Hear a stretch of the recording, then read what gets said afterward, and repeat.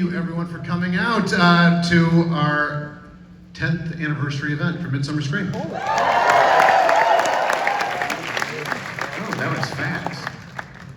Just 10 years ago when we started all this, we never anticipated it would grow into what it is today.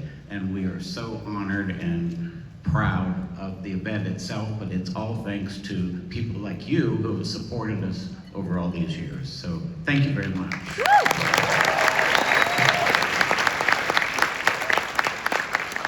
I love that you're all looking at me.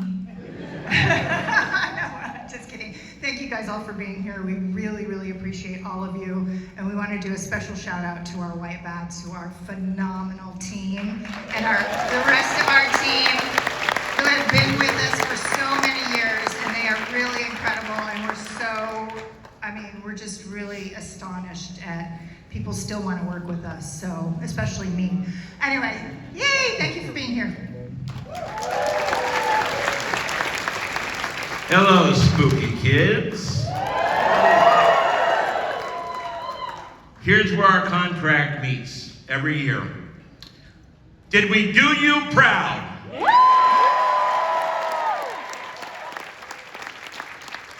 Thank you all so much for the love, for the support, for the journey that we've been on together. I want to give a huge shout out to everybody in the Hall of Shadows. Did you guys like the Hall of Shadows this year? You hear me say every year that it gets bigger and better, and we got to hit a ceiling at some point, right?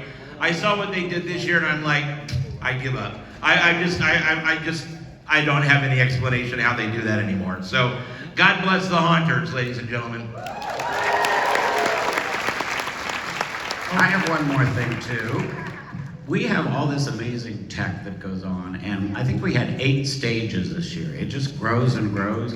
And we have this incredible tech team headed up by Jim and Anthony Call back here, and Jesse. So thank you guys for everything you guys have done. I just wanted to say one more time, thank you guys all for taking your weekend to be with us, and all the love and the support all the years, not just this year. You guys have been with us since the beginning. This does not exist without this community, the very best community in the world. And this weekend, the circle of positivity and circle of goodness has grown so much. Thank you. Yeah, we are very, very gracious and thankful for everybody for being with us. As Gary noted, we had to add stages this year. As Rick noted, First Midsummer Scream Festival. This is our first year right here in Long Beach, California.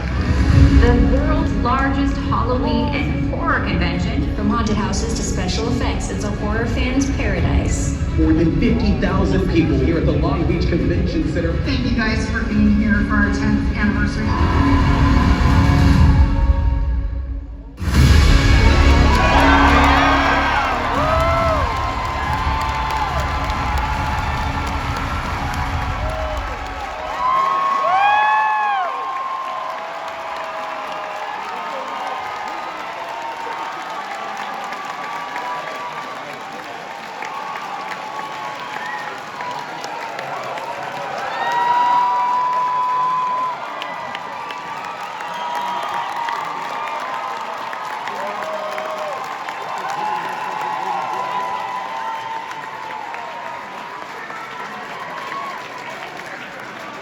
so that's good news, I guess, then. What's going on here? Are you guys in charge here? Are you in charge? Yes. All right. Ladies and gentlemen, boys, girls, and nuns, I present Santa Claus!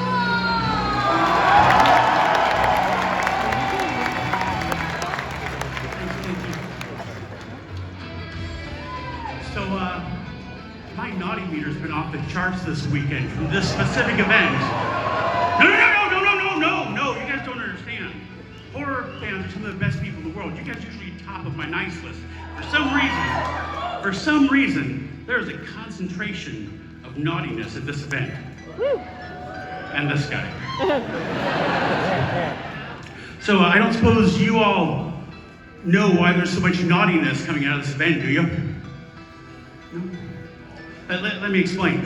See, there's a special kind of naughtiness that happens when really good kids who deserve what they want don't get that thing. And it just makes them feel really, really naughty. Do you know what that thing is? The thing that all these people have been begging for that even Santa can't give them? These kids want to have a scary little Christmas. These people need season screenings, the holiday horror convention.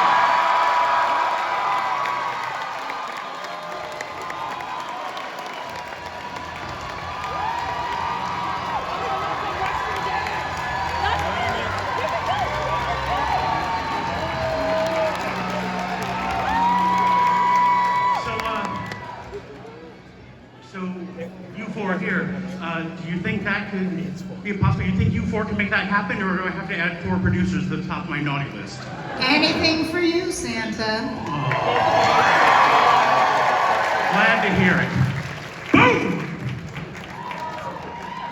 All right, everyone. I guess we're not leaving Long Beach altogether. Next year, Midsummer Scream, Anaheim Convention Center, August 6th through 8th. And then we'll be back here with Season Screamings, our holiday horror convention, December 4th and 5th. Santa, any final words? Can we make this official? Is it official now? It's official. It is official.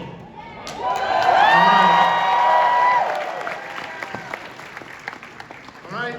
Santa, it's not over till the fat man sings or says the thing. Well, in that case, happy Halloween to all, and to all a good fright! The birthplace of American horror movies. Each autumn, the park is transformed into one of the biggest.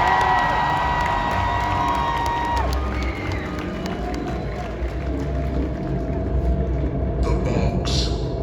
You opened it, we came. Explorers in the further regions of experience. Demons to some, angels to others. Now you must come with us and taste our pleasures. We have such sights to show you. Shall we begin?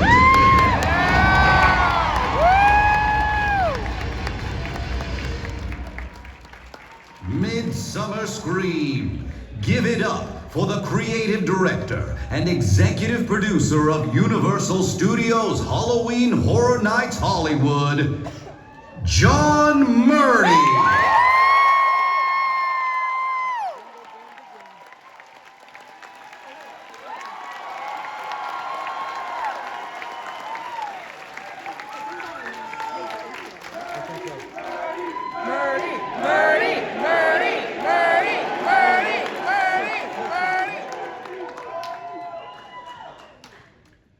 How you doing? I don't think so. How you doing? All right. Let's get this party started. It's haunt season, yeah? Yeah! All right. I'm John Murdy, creative director, executive producer of Halloween Horror Nights at Universal Studios Hollywood. And today, I think I teased this out on whatever Twitter is called now. What is it, X? I have 13 things to show you today. Some you will listen to, some you will look at with your eyes, but there are 13 things that we haven't shared yet. Is that okay with you guys? All right. We always have to start this the same way. How many of you guys came to Halloween Horror Nights last year, 2025? And how many of you guys have been to Horror Nights just in general over the last 21 years? Thank you.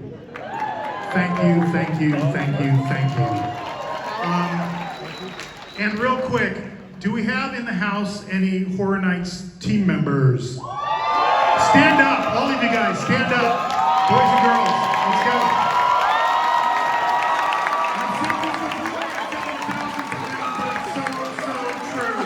It takes a village to create this event, right? It's the hard work, it's the passion, it's the dedication of everybody who works on Halloween. to life for you. Okay?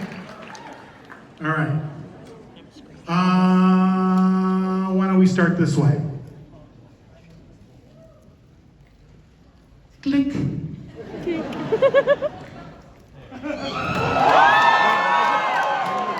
By the pricking of my thumb, something wicked this way comes. Are you guys ready for an announcement? Yeah? Let's hear it. Are you ready for Halloween Horror Nights announcement? You cheered about Anaheim. I want you to cheer louder about this announcement than you did about Anaheim.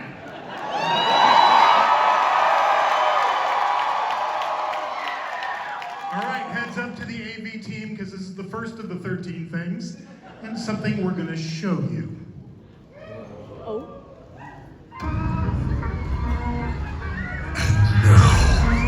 Image you've all been waiting for. Our grand reveal. Taking over this year's Terror Trap. Please welcome the one, the only, Art the Clown!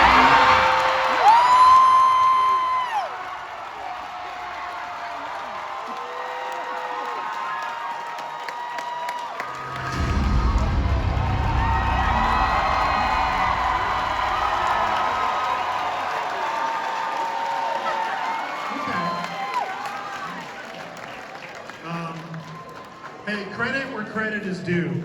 The whole reason that we even knew about art back in the day was you guys.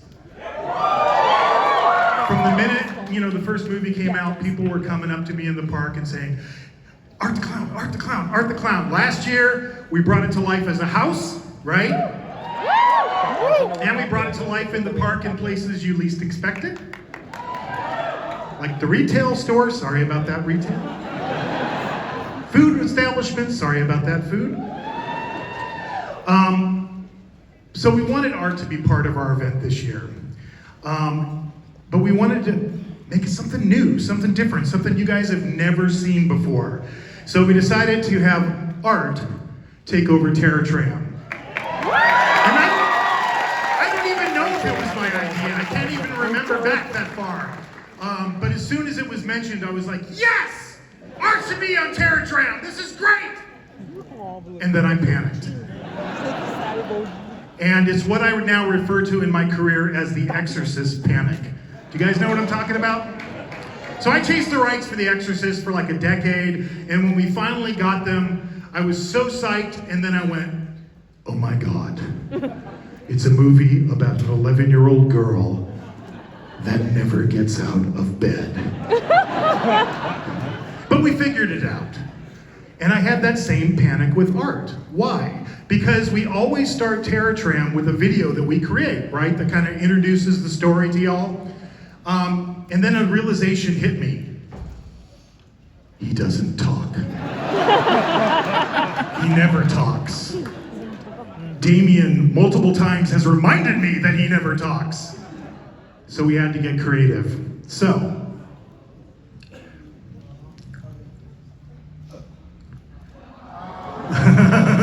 all right, I don't know how many of you are as old as I am. Probably not that many.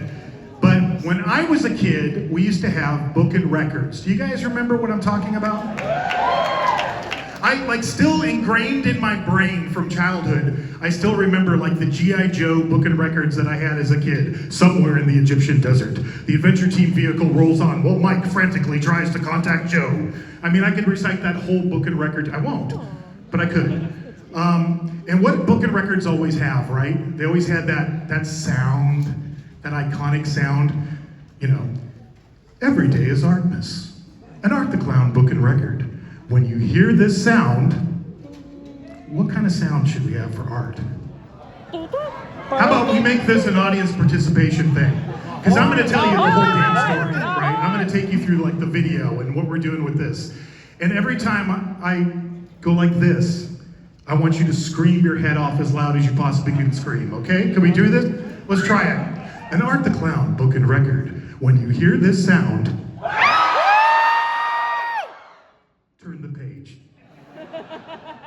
So it's time for a short story. So I think about this kind of like, I grew up with the Rankin and Bass Christmas specials, you know, like Rudolph the Red-Nosed Reindeer, Santa Claus is coming to town. So I'm gonna read the narration. It's not me, I'm not doing it for the actual video, but I'll substitute for us. And it starts like this.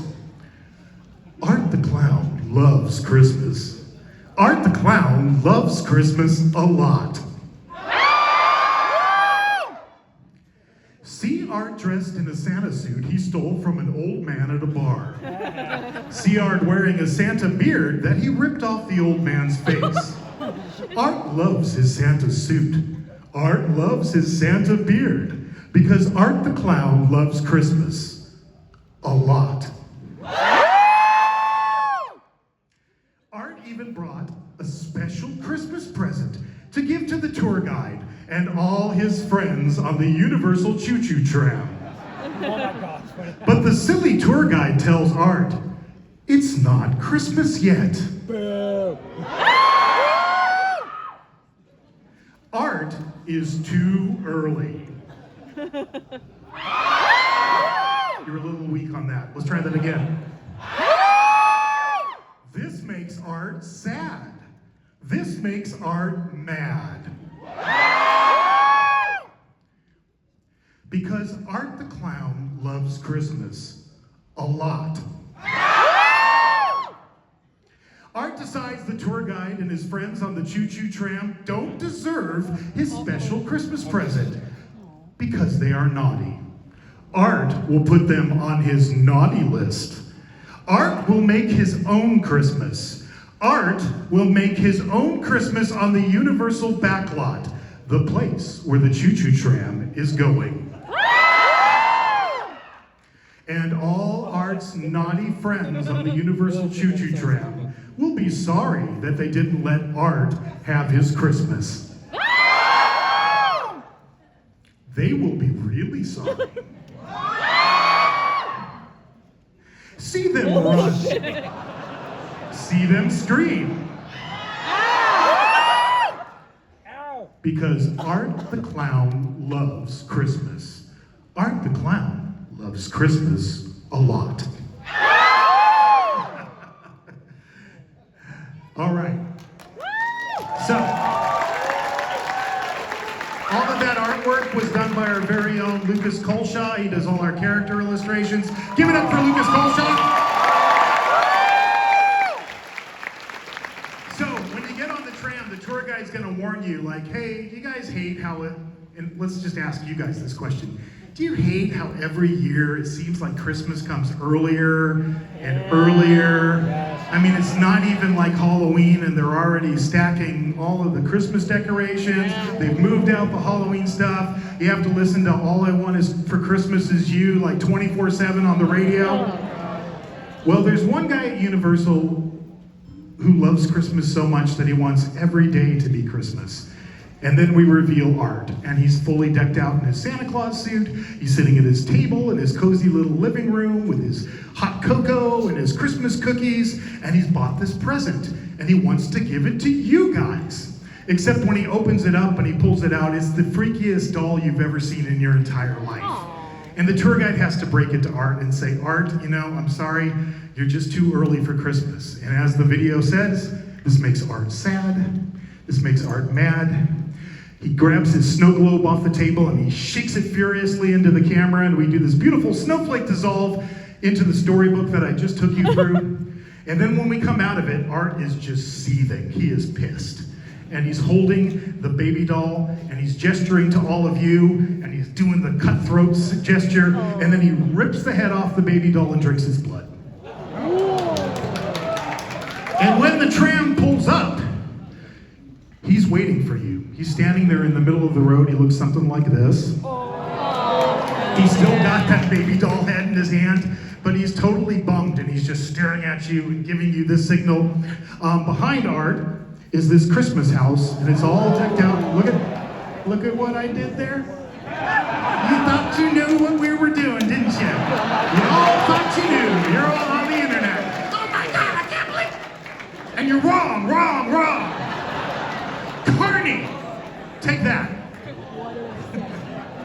So the Christmas lights are just kind of sadly sputtering away, and it's this really kind of sad, depressing scene. But then out of the portal comes two of Art's friends.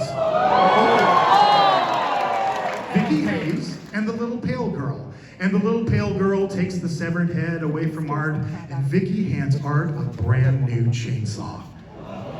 And now he's happy. He's jumping up and down, he's so excited, and then the music starts in. Doom, doom, doom, doom, doom, doom, doom, doom, doom, doom, doom, doom, doom, doom, doom, doom, doom. Do you know what that is? It's the Nutcracker Suite. And that's what we're doing. We're applying all of these classic Christmas archetypes and putting them in the world of Art the Clown, okay? So these are our Nutcracker characters, our freaky ballerina, our Nutcracker, the Rat King, and they all come out with chainsaws, and now Art is thrilled, and all of a sudden the lights change and it all becomes Happy Christmas, and they fire up those saws, and they chase you to the next zone, which is Art's Christmas tree farm. Here's the portal for that. You thought you knew what we were doing, and you were wrong. But this is a full-service Christmas tree farm. It's not just the place you get your Christmas tree. They have a motto. We slice them, we chop them, we trim them, we top them. So Art, Vicky, little pale girl, they're cutting bodies open, they're ripping out the intestines to string the tree. Little pale girl's ripping heads off of people to use as the tree topper, and it all coalesces in an amazing Christmas tree display with Art's little helpers helping them along the way. Oh, I'm missing a slide. Okay, I'll tell you what it is. You ever seen Christmas Vacation? Yeah. You know when Chevy Chase, Clark Griswold tries to plug in the tree? And that's what's gonna happen to Art. Okay, so the Bates Motel is being transformed into the 12 Sleighs of Christmas. And it's basically like a Christmas party, like a themed Christmas party where everybody dresses up, but it's being crashed by Art the Clown. So we're redecorating the whole Bates Motel. Every door alternates red, green. Vicky is doing some damage to this snow bunny that she stabbed multiple times with multiple different knives. She's taken this dude on the naughty list and cracked his head open like a walnut with a vice. And little pale girl has jabbed an icicle into that poor elf dude's eyeball. And she's taken another one and shoved it through the girl's cheek. And then Sienna Shaw makes a cameo. So this is our snow angel version of Sienna. And she has a chainsaw showdown with Art the Clown, and that takes us to our next location, which is Art's Christmas Cafe. Food is a big part of Christmas every year. So we have our maitre d' Art and his two sous chefs that are preparing all the lovely food that you're going to be eating. And in the kitchen and in helping work the restaurant, we have the Christmas ham and the Christmas turkey. That's fantastic.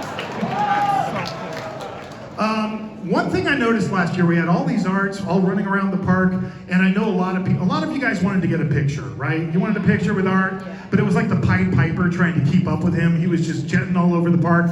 So we're gonna do that for you this year. Art Hollywood sign, you can have the decision at that point in the experience where you can get in line and get a picture with Art for your Christmas card, you know? That takes us up to the entrance to War of the Worlds, which is held for the holidays. This is going to be totally UV. This is some of the artwork we're creating. And this is where we bring in snowmen, although they're more like Clockwork Orange snowmen. Like this. Oh, hell yeah. And then we come into War of the Worlds proper. You know, that's the thing with Terror Tram, right? This is what? My 21st year doing Horror Nights, 20 years, because you can't really count COVID. I mean, I count it, but you guys can't. And there was one year where we didn't have Terror Tram, so I guess 19 years of Terror Tram. Every year we sit down to design it, we always have to face this reality, okay? There's a base motel, because it can't move, and there's a plane crash. So we had to figure out why there's a plane crash in this particular concept. So we thought, what if Art had like a World War II flak gun? Right. And what if little pale girl is like his spotter, and they're listening real carefully, and they hear, ho, ho, ho, Merry Christmas, and then they just open up on Santa, right? And you hear, oh no! And then it's like, you know, a plane in World War II, big explosion. And then he's also taken out on the Polar Express airline that delivers all the presents. He's taken them all out with his flat gun. And we're gonna get into Christmas kills. So these are all the different people who live in the town, all being murdered in horrible ways. And then we're gonna bring some other Christmas archetypes to life, like Jack Frost and the Snow Queen. And this is a new one. This is called the Christmas Death Angel. So basically we mashed up like the idea of Charles Dickens' A Christmas Carol, like the ghost of Christmas future with like a Victorian angel. We have them grounded figures. We also have a Still Walker one as well. And then as we get closer to the end of War of the Worlds, we start encountering all these freaky toys that have escaped from Santa's workshop, like our wind-up monkey and our freaky looking bear.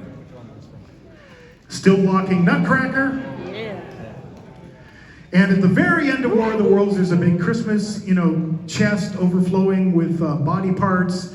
And Art has his naughty list, and he's checking to see if any of you are on your naughty list. And then once he does, from behind the big toy chest comes these freaky dolls, a male and female version. And then that finally leads us to Art's workshop, which on the outside looks just like Santa's workshop. So it's like, gingerbread house. But when you get inside, it looks like Art's workshop. And there's all these different departments. There's all these different doors like dismemberment, decapitation, disembowelment, and that's what they're doing to poor Santa's corpse. Oh, that sucks. Oh, nice. Sorry, Santa. And that's Terror Tram.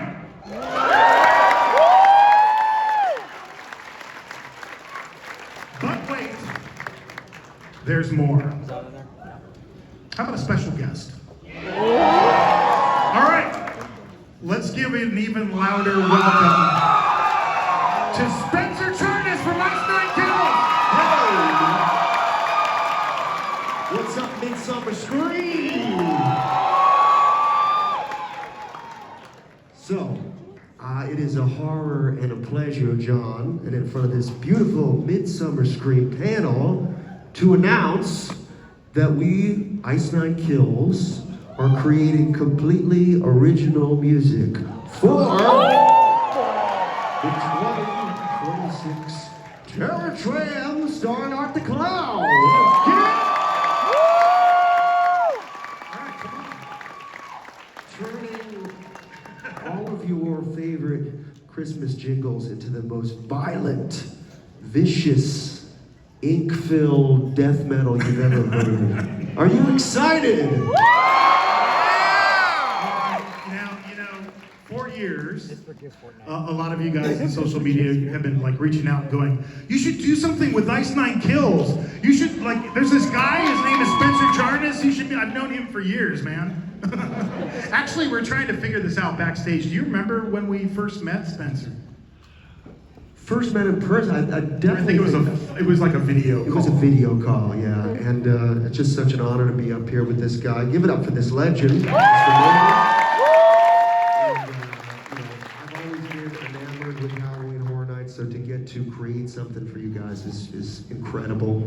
And can't thank you enough. So like last year, I was talking to Spencer when we were doing all the stuff with Art the Clown and the opening ceremony. We're like, hey, can we use the song from Terrifier 3 to be part of our opening ceremony? So that was like the baby step, So this year when we started working on Terror Tram, I was like, I know you're on tour and everything. I don't know if you have time, but we're doing this cool thing starring Art the Clown, and it would be great to take like classic Christmas songs, right? Like ones you all know that you've grown up with, and give it the Ice Nine Kills twist. We've been having some fun with those lyrics, my friend. I can't wait till you hear what we've done to songs like Joy to the World. It's going to be a bloodbath. Do you remember the first time you ever came to Horror Nights? First time I came, man, it's been a wild ride. I mean, I remember loving Halloween. You did a Halloween 4 house. Yep. And I actually was lucky enough to, I was working with Dread Central at the time. Yeah. And I got to interview people on the carpet and talk to Danielle Harris from Halloween 4 and Dwight Little, the director. And also, I remember I was on the carpet and they told me that I was going to interview some people from Halloween and whatnot. And then some guy came up to me. He goes, "Oh, by the way, you're going to interview a Slash." I said, "When?" "Yeah, in about 15 seconds. So I had to get my shit together, and I think Slash liked me. I left a good impression. But for us to follow in Slash's footsteps, I know he's done so many events for you guys and music. So it's an honor to be out there with Slash. If you had to well, first of all, how many of you guys like Ice Nine Kills? If you had to I know we talked about this early on. I think a mutual friend, Louis Kovacs, yes, introduced us. It was pretty early in your career. The world now more have come. The dead bring down my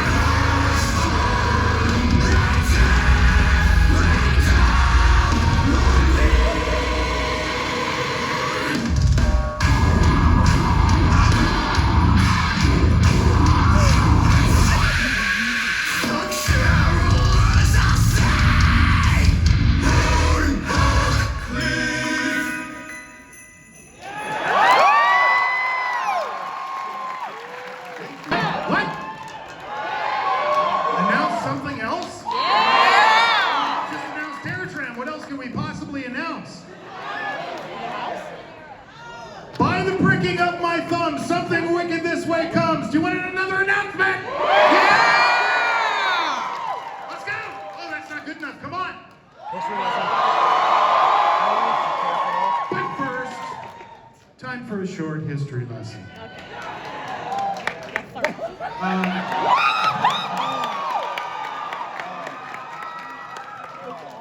We've had a long legacy of doing Latin American content for Halloween Horror Nights. And again, credit where credit is due. I didn't grow up with these stories, it wasn't part of my culture.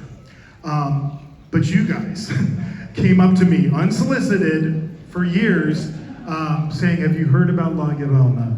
Have you heard about El Cucuy?" That really fired my imagination and the imagination of everybody that works on Halloween Horror Nights. So since 2010, with a couple of breaks, we've been really focusing every year on doing a special Latin American themed house. We just came off the Monstros trilogy, right? And I think I stood up on this stage last year and we're like, it's done, this is the end, this is the final act of the trilogy. And then the event opened. And it was this huge hit. But I made a promise, so it is done. I know. So we had to come up with something new, and I should mention and give credit to, there's a group of people at Universal Studios Hollywood. They're my colleagues that work on Horror Nights. They come from all different backgrounds. Some have a heritage in Mexico, others Latin America, like South America, Central America. They represent a wide spectrum, and I always meet with them before I do anything that's gonna have Latin American content, because I took 2 years of Spanish in high school, and that was like 40 something years ago. So they're a huge help to me, not only with translation, but just to making sure that everything we do is authentic. So I did want to recognize those folks and say thank you for all of your help. Because we've got something new for you. Yeah! Music by Slash.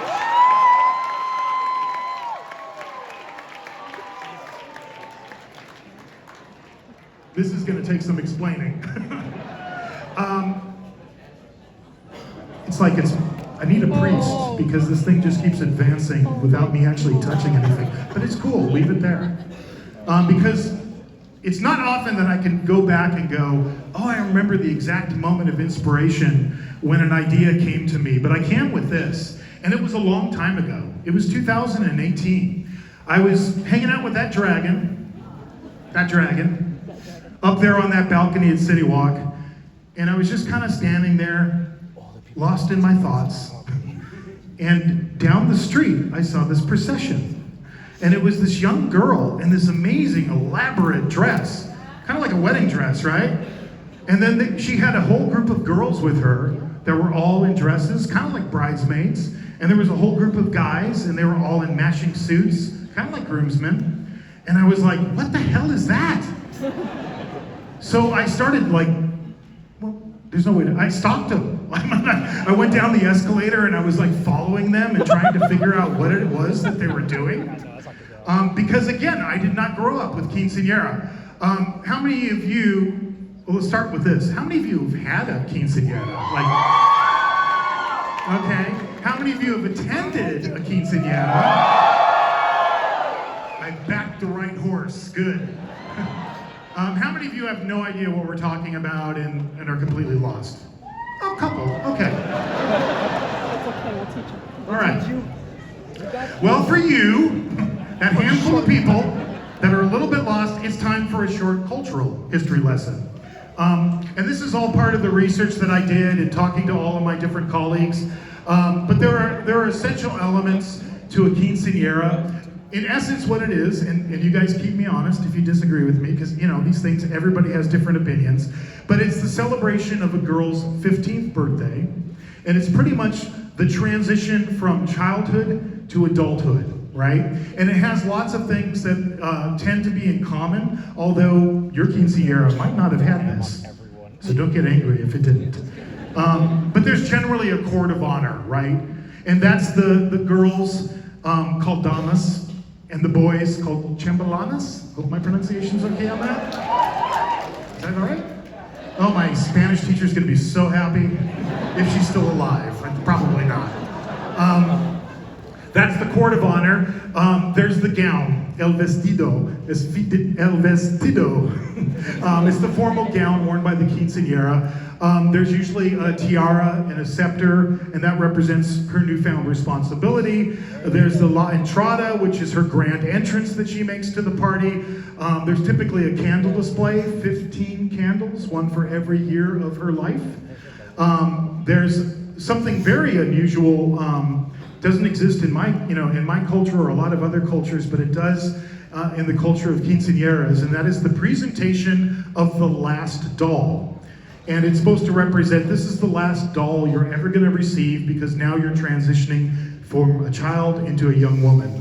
Along with that, there's another tradition that is the changing of the shoes ceremony, changing usually out of flats into high heels because again, you're transitioning from childhood to adulthood. Of course, there's food, music, dancing, there's a formal toast, and there's a cake cutting ceremony. And that's just some of the elements involved in a quinceañera. So I took all of that and I went, okay, if I was making a horror movie, how would I take all of those elements, put it into the hot stew, stir it around, and see what comes out. So you guys always ask me, all the time on social media, can we see an example of a treatment? Okay, well, there you go. This is an example of a treatment. This is a treatment for quinceañera, and it's two main things. So on one side you see the description. That's the narrative that I write. So I write a narrative as if I'm you guys. It's written from the guest POV, as if I'm going through the scene. It's everything I see, everything I hear, everything I smell. Oh boy. Sometimes. And on the other side, that's like a technical breakdown of elements. So you'll see talent, hand props, scenic, graphics, props and decor, static figures, audio, video, lighting, special effects notes. I'm trying to capture every single thing that's going to go into this scene so that our team knows what they're going to produce. And then all of that goes to my longtime partner, my art director, production designer. Give it up for Chris Williams. Chris takes that treatment and all of the visual research I've project done, and then he draws his conceptual ground plan, and then Chris and his staple of production designers do all of the elevations for the sets. I showed you some of those elevations for Terra Tram. By the way, those are all hand-drawn by artists, by production designers that work in movies, film, television. They come and work for us every year for Horror Nights, and then once that's all done, then it goes into computer, but everything's done by hand. But the first thing I do when I'm writing a treatment is I write kind of like the elevator pitch, as if it was a movie, and then I flesh that out into what I call an executive summary. So I'm gonna actually read this to you to give you the setup for what this house is all about, and then I'm gonna let you hear something. Would you like to hear something else? So the Fiesta de Quince Años, more popularly known as Quinceañera, is normally a time for 15-year-old girls to celebrate their rite of passage from childhood to adulthood, and all the people who made that journey special. But not for Lola. Oh. Lola. This troubled orphan with a dark and tragic past is planning a quinceañera unlike any other, a festival of death designed to take revenge on all the people who have wronged her. The setting for this party to end all parties is the burned out ruins of Lola's childhood home, the place where her parents perished in a tragic fire during the height of the festival of Dia de los Muertos, November 2nd, which just so happens to be Lola's birthday. All of this happened 10 years ago. Lola miraculously survived the fire, but was left with lifelong emotional and physical scars. Orphaned and badly disfigured by the fire, Lola became the object of ridicule for her classmates and an easy target for bullies who made her life an endless torment. Lola's only refuge were the stories her parents told her, tales of vengeful ghosts, malevolent spirits, and fearsome monstros that would punish the wicked. For Lola, these stories became an all-consuming obsession. For in the eyes of her cruel classmates, she was a hideous monster, and now that pitiless mirror would be reflected back on them. As her 15th birthday drew near, Lola began to plot a way to take her revenge. Since she had no parents, she would throw her own quinceañera with her heartless classmates as her court of dishonor. The invited guests will be the ghosts, spirits, and monstros from her childhood stories, conjured by Lola to be the perfect vessels for her revenge. 15 candles, one for each of her victims. It'll be a quinceañera unlike any other, and no one will get out alive.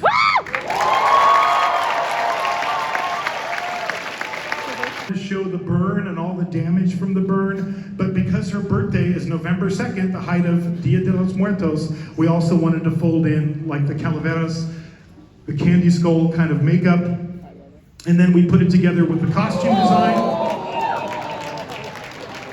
So she has this kind of fiery appearance, which involves UV. So we did a makeup test recently.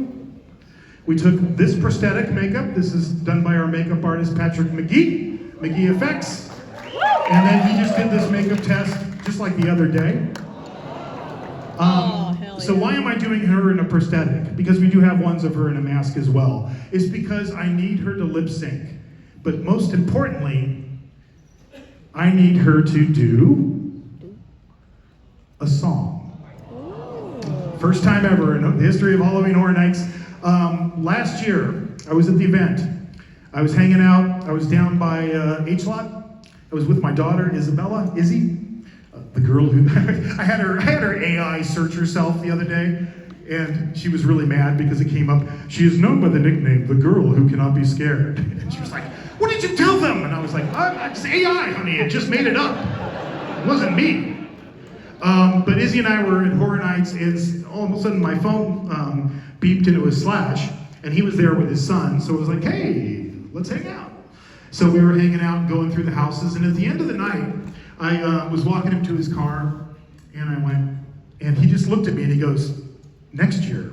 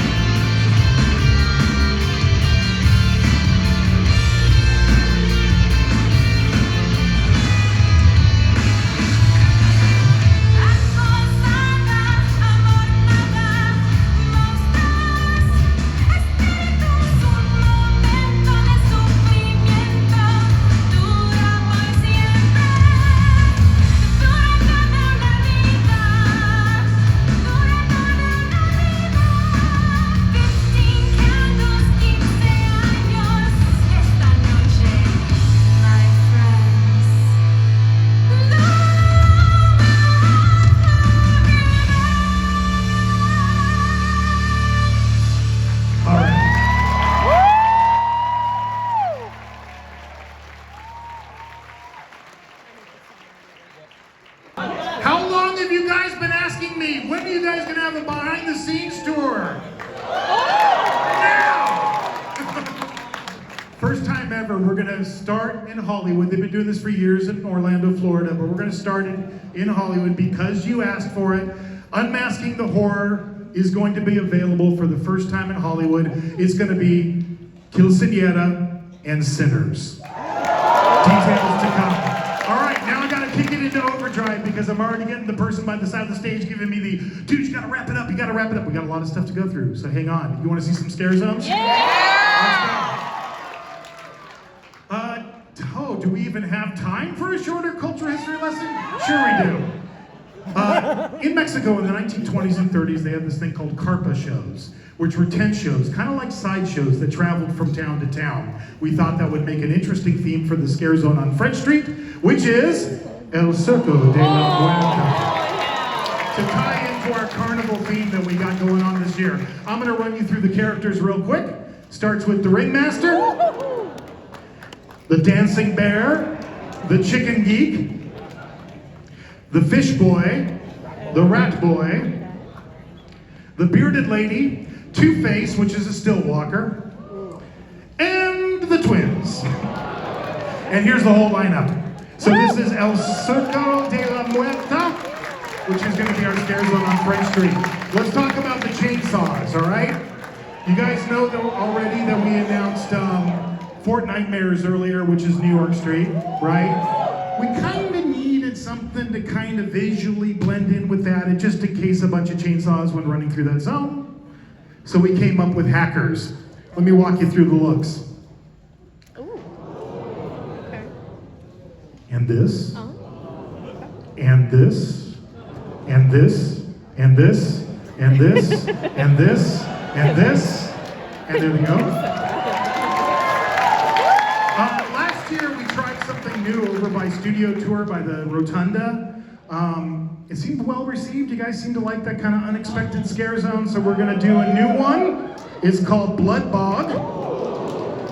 This is Pat Quinn. Pat has been with us since the beginning. Pat Quinn, he's the guy who does all our scare zones and park decor. Pat always finds weird stuff and then like shows it to us and goes, hey, I have an idea for a scare zone. So in this case, this is the concept art that they put together for this zone. You see that big creature, and if we hit the next one. So Pat bought that and then created a whole character around it that we call the Spider Pirate. This zone has a lot of ghillie scares, but we wanted to kind of take ghillies a step further. So that's the looks for all our ghillie performers. There's actually more than this. But wait, there's more. We also have what I call HHN's character encounters or experiences. And these are just the places in the park where you don't expect to see anything, but something shows up. So you're gonna see your favorite Crow characters that we've had like the last several years. Baby Crow will be back as well. We have some new looks for our grounded Crow characters, created a whole new look for them. That's their look. And then just for fun, because there's the escalator, you know, and people are always taking pictures of that lay-down yard we have next to the Ozzy Osbourne house. And they're like, look at all that Egyptian statues. They're doing an Egyptian thing. No, we're not. We just took the Horus statue, put a beak on it, and painted it black. Instant Crow. We also have Shriek of the Banshee, and this is to bring back a type of character that we did several years ago. We haven't done it recently. So, four-legged still walker. This is kind of around the decision hub before the fast ride. That's the sculpt for that character. See this guy walking around today. Hami Kuma will be back as well. In the Universal Plaza, which is Dia de los Muertos. This is the new look of our still walker characters that are going to be in the plaza. And that's it. That's everything. I have nothing more. Or am I forgetting something? Or should we say someone?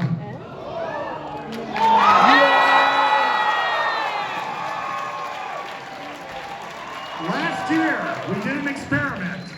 I went to like our vice president of retail, and I was like, I know we never let characters in the store, but we're gonna make an exception for this. Last year we tried something where we had art in different parts of the park, and you never knew where he was gonna turn up.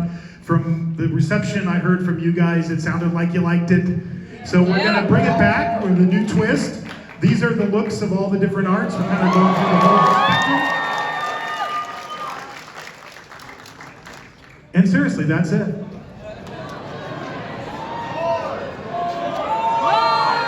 Really? What possibly more could I do for you?